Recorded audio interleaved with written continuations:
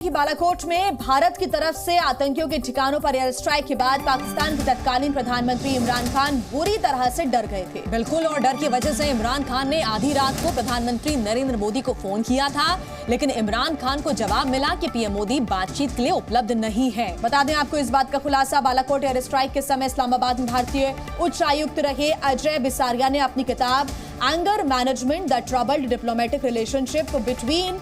India and Pakistan में किया है। इस किताब में उन्होंने इन तमाम बातों का जिक्र किया है। इतना ही नहीं, इस किताब में यह भी खुलासा किया गया है कि पाकिस्तान ने चीन से भी मदद मांगी थी। यानी जिस तरह से यहां पर पाकिस्तान का जो चेहरा है बेनकाब हुआ, एक बार फिर से पोल खुलती हुई नजर आ रही है पाकिस्तान की, और जो घबराहट यहां पर पाकिस्तान की, तब 2019 फरवरी का यह मामला बालाकोट एयर स्ट्राइक जब हुआ था और उसके बाद पाकिस्तान किस तरह से घबरा गया था, पाकिस्तान की सेना किस तरह से घबरा गई थी, इस किताब के जरिए इसका खुलासा हुआ है। इमरान खान ने प्रधानमंत्री को सबसे पहले आधी रात को फोन किया, लेकिन जवाब ये मिला कि प्रधानमंत्री बातचीत के लिए उपलब्ध नहीं है। इसके बाद ये भी बताया जा रहा है कि इमरान खान ने यानी कि पाकिस्तान ने चीन से भी इस पूरे मामले को लेकर मदद मांगी थी। प्रणय उपाध्याय हमारे साथ जुड़े हुए हैं ज्यादा जानकारी के साथ। प्रणय, पाकिस्तान का डर इस बात से साफ तौर पर झलका जब बालाकोट एयर स्ट्राइक हुआ, तो उसके बाद आधी रात को इमरान खान ने सबसे पहले भारत को कॉल किया, पीएम मोदी से बात करनी चाहिए, उसके बाद उसने चाइना के लिए मदद का हाथ आगे बढ़ाया, चाइना को।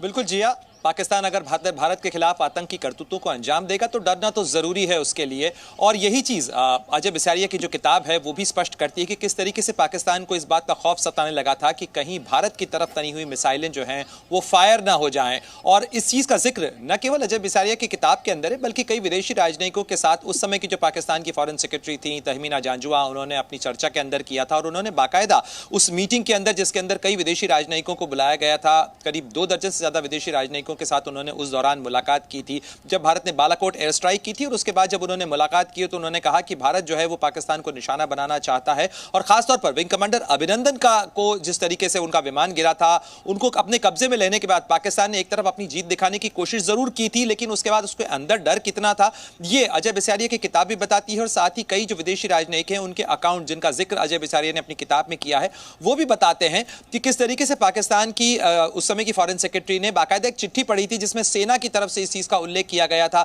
उसमें कमर जावेद बाजवा जो थे वो पाकिस्तान के सेना प्रमुख थे, और बाकायदा कई फिलर्स भेजे गए थे कि वो भारत के साथ बातचीत करना चाहते हैं, बेहतर संबंध करना चाहते हैं। लेकिन भारत ने चाहे उड़ी की सर्जिकल स्ट्राइक हो चाहे बालाकोट सर्जिकल स्ट्राइक हो, पाकिस्तान को एक चीज जरूर स्पष्ट की है कि there is a political cost associated to what they do. यानी वो जो कुछ करते हैं और आतंकी करतूतों को अंजाम देते हैं तो उसका खामियाजा भुगतने के लिए भी उन्हें तैयार रहना पड़ेगा। और आतंक और बातचीत दोनों साथ साथ नहीं चल सकते हैं। ये 2014 के बाद से भारत लगातार स्पष्ट करता रहा है और पाकिस्तान को यह कहता रहा है कि वो बातचीत की मेज पर अगर आना चाहता है तो उसे आतंक को छोड़ना पड़ेगा। इसके अलावा एक रोचक चीज अजय बिसारिया की किताब एंगर द ट्रबल्ड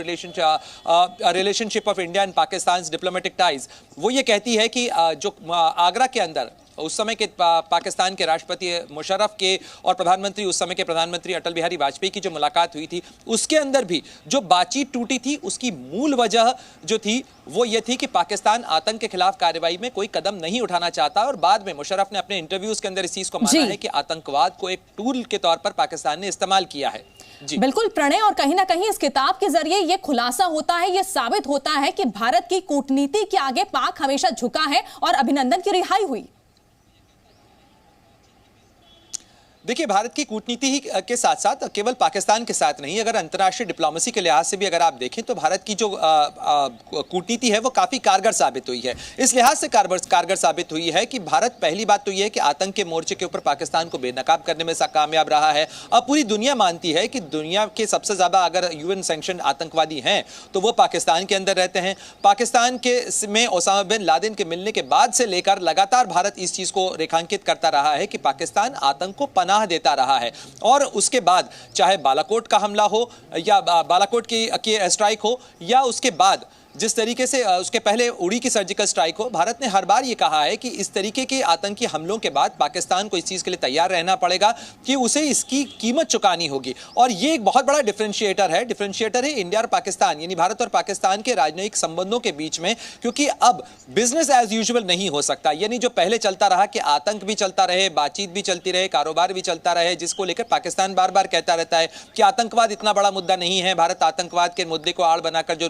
मूल इश्यूज हैं उनसे ध्यान भटकाने की कोशिश करता है। लेकिन भारत ने ये रेड लाइन न केवल क्लियर की है बल्कि अंतर्राष्ट्रीय मंच पर भी इस चीज को स्पष्ट किया। और यही वजह है कि एफएटीएफ के सैंक्शन से लेकर दुनिया भर के अंदर अलग थलग खड़ा हुआ पाकिस्तान कई मोर्चों पर नजर आता है। और आपको ध्यान होगा जनवरी 2017 में उस समय के अमेरिका के राष्ट्रपति डोनाल्ड ट्रंप का वो ट्वीट जो उन्होंने साल की शुरुआत में पहले दिन किया था, जिसमें उन्होंने पाकिस्तान को कटघरे में खड़ा किया था और उन्होंने कहा था कि पाकिस्तान ने अमेरिका को धोखा दिया है, अरबों डॉलर उससे लिए हैं, लेकिन आतंकियों और आतंकवाद के खिलाफ कोई कार्रवाई नहीं की। ठीक प्रणय, बहुत शुक्रिया आपका तमाम जानकारी के लिए। इस मामले से जुड़ा हर अपडेट आपसे आगे भी हम लेते रहेंगे।